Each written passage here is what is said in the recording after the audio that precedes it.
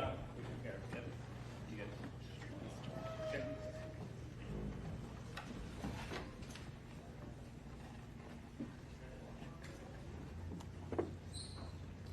All right. Please be seated.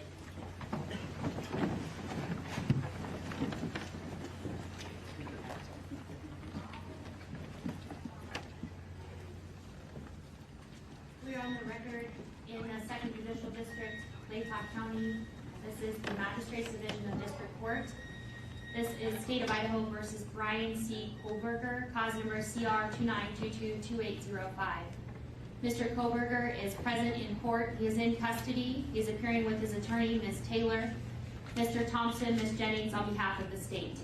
This is the time set in the matter for initial appearance. Mr. Kohberger, I am going to advise you of the rights that you have in this case. I am going to go over the criminal complaint with you, and then we're going to discuss setting the matter for further hearing.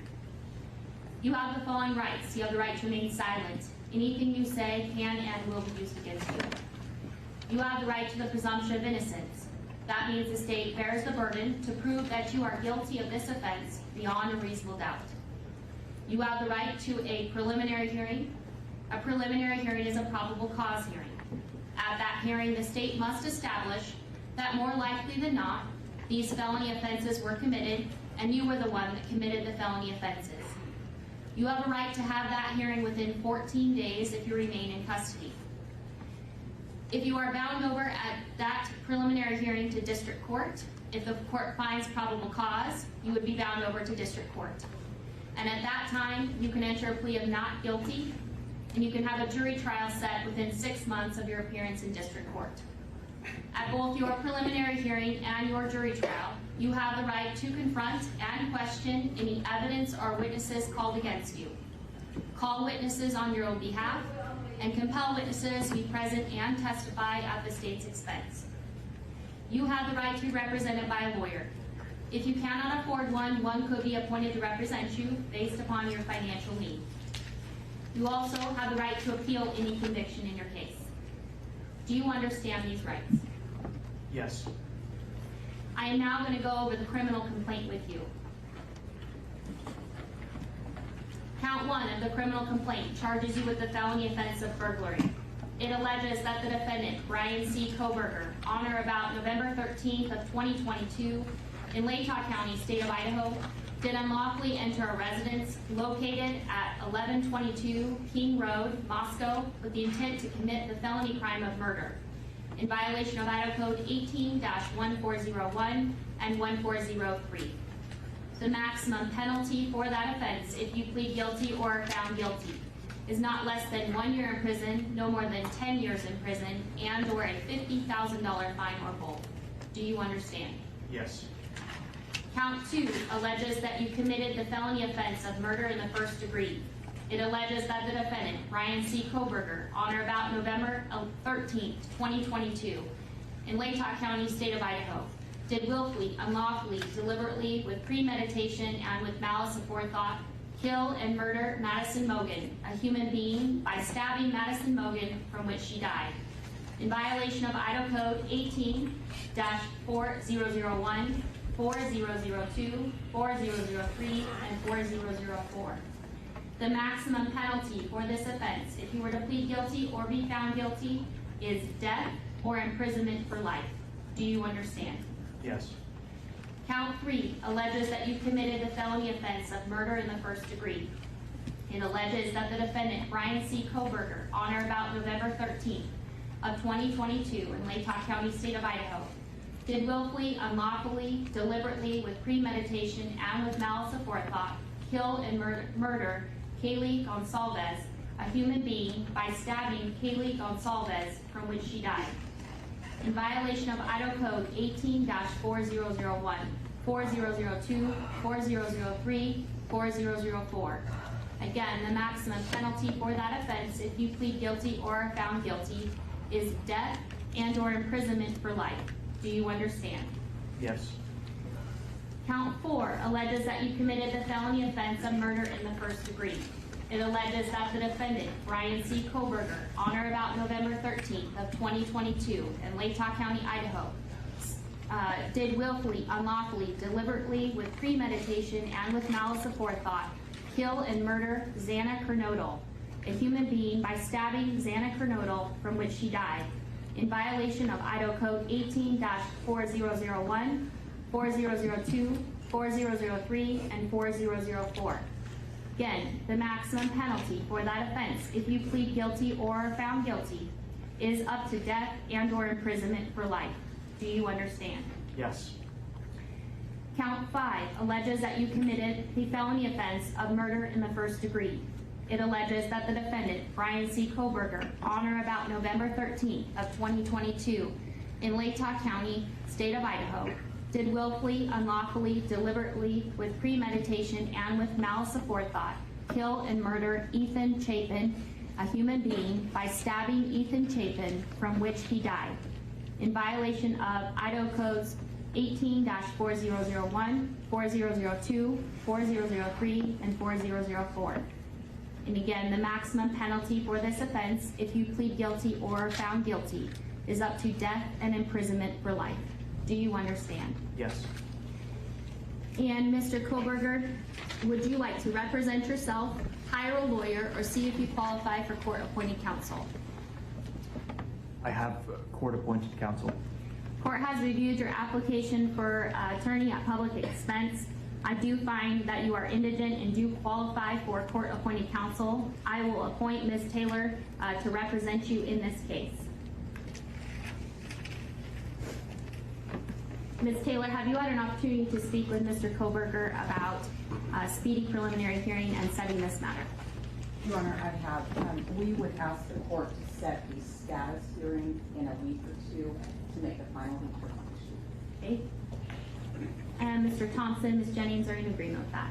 That's fine with the state, Your Honor.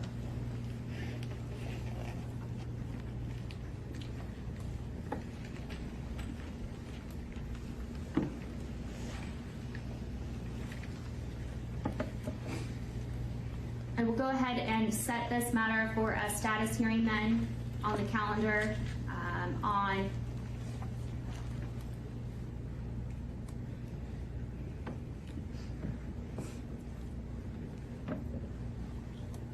January 12th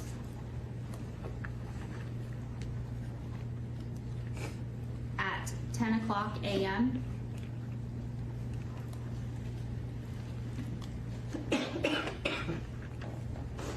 We will make sure notice is sent, and then Ms. Taylor, do you wish to argue bail at this time?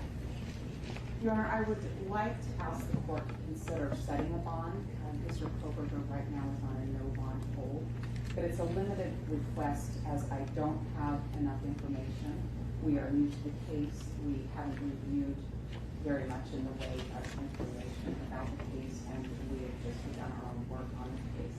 But we would want the court to know that Mr. Kohberger has a good family that stands behind him. And Mr. Thompson. You know, the state's position is that Mr. Kohberger is not entitled to bond in this case. We can take charges as is noted on the arrest warrant itself.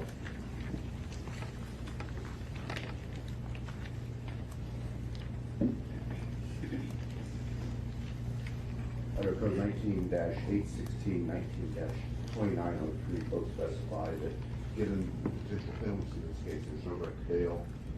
The defendant was arrested 3,000 miles away across the country. We're examining it. We can ask that he remain in custody. No bail. At this point in time, pursuant to Idaho Criminal Rule 46B and Idaho Code 19-816 and 2903, I am going to leave the bail set at this case as no bail at this point in time until I have additional or further information at a later date and time. So with that, then Mr. Kohberger, you will be remanded in custody and remain in custody on the no bail pending further proceedings in this matter. Is there anything further in the case then for today, Mr. Thompson? Yes, Your Honor.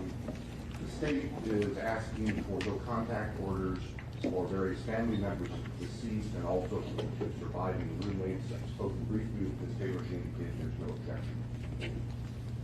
Ms. Taylor, is that correct? That is correct, Your Honor. So I will go ahead and issue those no contact orders. So I do have a no contact order then for the named individual of Dylan Mortensen, Bethany Funk, as well as the family members and Mr. Chapin, the family members of Ms. Kernodle,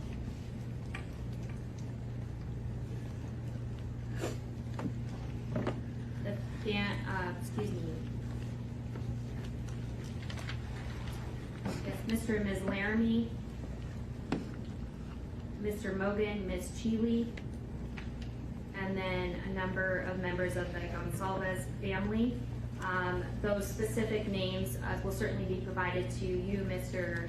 Kohberger, by way of being provided notice of these documents. You'll get a copy of these no contact orders. What you do need to be advised of and what will be in this no contact order is you are prohibited from having any contact with them whatsoever. You cannot contact them through third person, in writing, or by any electronic means. You cannot Facebook, Snapchat, Twitter, Instagram, use the phone to communicate with them, or otherwise any form of communication in direct or indirectly with them. You cannot engage in any conduct that would harass, stalk, threaten, use, attempt to use, or threaten to use any physical force or violence upon them, or place them in reasonable fear of bodily injury. Cannot go within or knowingly remain within 300 feet of their person or their home, workplace, or any other place where they might be. There are no exceptions to these orders, and if you do violate these orders, it is a new misdemeanor offense. It is punishable by up to a year in jail and or a $1,000 fine or both. At this point in time, due to being in the magistrate's division here, at this juncture, I am going to issue the no contact orders for a period of 2 years, and then if it needs to be modified or changed by additional judge, it can be done so at that time. Is there anything further, Mr. Thompson? No, Your Honor. Anything further, Ms. Taylor? No, Your Honor. All right, thank you. We are adjourned.